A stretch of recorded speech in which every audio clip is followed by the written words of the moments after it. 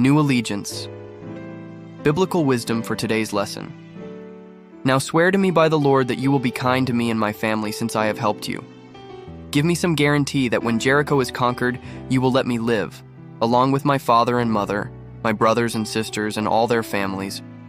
We offer our own lives as a guarantee for your safety, the men agreed. If you don't betray us, we will keep our promise and be kind to you when the Lord gives us the land. Then, since Rahab's house was built into the town wall, she let them down by a rope through the window. Escape to the hill country, she told them. Hide there for 3 days from the men searching for you. Then, when they have returned, you can go on your way. Before they left, the men told her, We will be bound by the oath we have taken only if you follow these instructions. When we come into the land, you must leave this scarlet rope hanging from the window through which you let us down. And all your family members, your father, mother, brothers, and all your relatives must be here inside the house. If they go out into the street and are killed, it will not be our fault. But if anyone lays a hand on people inside this house, we will accept the responsibility for their death. If you betray us, however, we are not bound by this oath in any way. I accept your terms, she replied, and she sent them on their way, leaving the scarlet rope hanging from the window. But the blood on your doorpost will serve as a sign, marking the houses where you are staying. When I see the blood, I will pass over you. This plague of death will not touch you when I strike the land of Egypt. Drain the blood into a basin.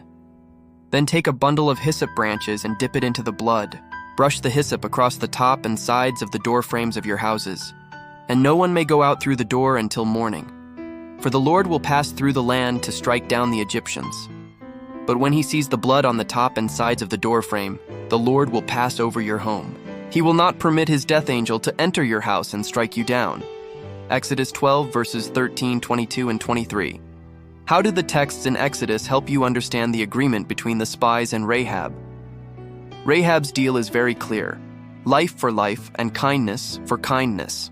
The word Chesed, Joshua 2, verse 12, translated as loving kindness, has a richness of meaning that is difficult to express in one word in other languages. It refers primarily to covenantal loyalty, but it also carries the notion of faithfulness, mercy, benevolence, and kindness. The words of Rahab also are reminiscent of Deuteronomy 7, verse 12, where Yahweh himself swore to keep his Chesed toward Israel. If you listen to these regulations and faithfully obey them, the Lord your God will keep his covenant of unfailing love, Chesed, with you, as he promised with an oath to your ancestors. Deuteronomy 7, verse 12.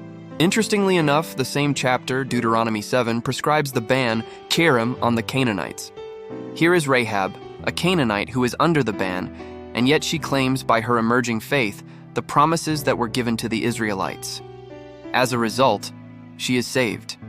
The first image that inevitably comes to mind related to the conversation of the spies with Rahab is the Passover at the Exodus. There, in order for the Israelites to be protected, they had to stay inside their homes and mark the doorposts and lintels of their houses with the blood of the sacrificial lamb.